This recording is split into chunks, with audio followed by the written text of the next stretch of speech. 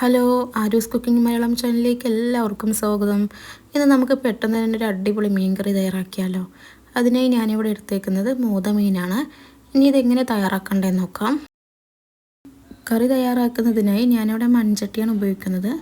മൺചട്ടി ചൂടാകുമ്പോൾ അതിലേക്ക് ആവശ്യമായിട്ടുള്ള വെളിച്ചെണ്ണ ഒഴിച്ചു കൊടുക്കാം. വെളിച്ചെണ്ണ ഒന്ന് ചൂടായതിനു ശേഷം അതിലേക്ക് ഒരു 1/4 ടീസ്പൂൺ ഉലുവ ചേർത്ത് കൊടുക്കുന്നുണ്ട്. ഉലുവയൊന്ന് പൊട്ടിയതിന് ശേഷം ഇതിലേക്ക് ഒരു 2 സവാള അരിഞ്ഞത് കൂടി ചേർത്ത് കൊടുക്കുന്നുണ്ട്. സവാളയ്ക്ക് പകരം കൊച്ചുള്ളി ചേർത്താലും മതി. ഇനി ഇതിലേക്ക് അല്പം കറിവേപ്പില കൂടി ചേർത്ത് കൊടുക്കുന്നുണ്ട്. എന്നിട്ട് ഇത് നന്നായി ഒന്ന് വഴറ്റി കൊടുക്കാം. സവാള പെട്ടെന്ന് വഴറ്റി കിട്ടാൻ വേണ്ടിയിട്ട് ഇതിലേക്ക് ഒരു 1/4 ടീസ്പൂൺ ഉപ്പ് ചേർത്ത് കൊടുക്കുന്നുണ്ട്. ഉപ്പ് ചേർത്ത് നന്നായി ഒന്ന് വഴറ്റിയതിന് ശേഷം ഇതിലേക്ക് ഇഞ്ചി വെളുത്തുള്ളി പേസ്റ്റ് കൂടി ചേർത്ത് കൊടുക്കാം. ഒരു 3-4 പച്ചമുളക് അരിഞ്ഞത് കൂടി ചേർത്ത് കൊടുത്ത് ഇതൊന്ന് വഴറ്റി കൊടുക്കുന്നുണ്ട്.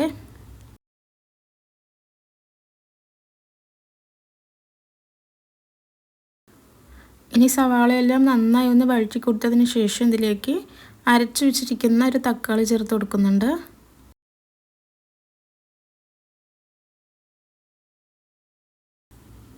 തക്കാളിയെല്ലാം നന്നായി വഴറ്റിയതിന് ശേഷം ഇതിലേക്ക് പൊടികൾ ചേർത്ത് കൊടുക്കാം. ഒരു 1/4 ടീസ്പൂൺ മഞ്ഞൾപ്പൊടി, ഒരു 2 ടീസ്പൂൺ മല്ലിപ്പൊടി, ഒരു 1/2 ടീസ്പൂൺ മുളക് പൊടി, 2 table spoon Kashmiri chilli powder ചേർത്ത് കൊടുത്ത് ആ മുളകിൻ്റെ പച്ചമണം ഒന്ന് മാറുന്നത് വരെ ഇളക്കി കൊടുക്കാം.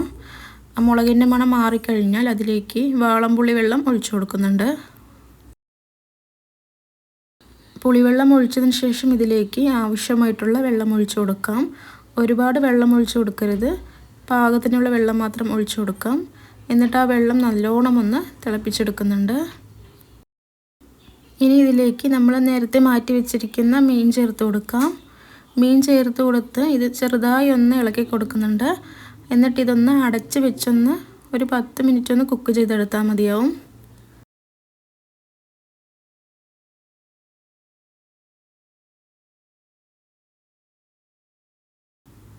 ഇനി ഇതിൻ്റെ അടപ്പൊന്ന് തുറന്ന് നോക്കാം. ഇപ്പോൾ കറി ഇവിടെ ഏകദേശം റെഡി ആയിട്ടുണ്ട് കേട്ടോ. ഇനി തുറന്ന് വെച്ച് തന്നെ ഒരു 2 മിനിറ്റ് കൂടെ ഒന്ന് കുക്ക് ചെയ്തെടുത്താൽ നമ്മുടെ മോത മീൻ കറി റെഡിയായി.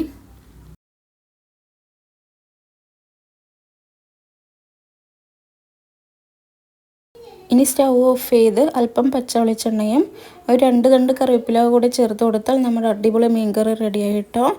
അപ്പോൾ ഇന്നത്തെ വീഡിയോ ഇത്രേ ഉള്ളൂ. വീഡിയോ ഇഷ്ടമായാൽ ലൈക്ക് ചെയ്യാനും ഷെയർ ചെയ്യാനും സബ്സ്ക്രൈബ് ചെയ്യാനും മറക്കല്ലേ.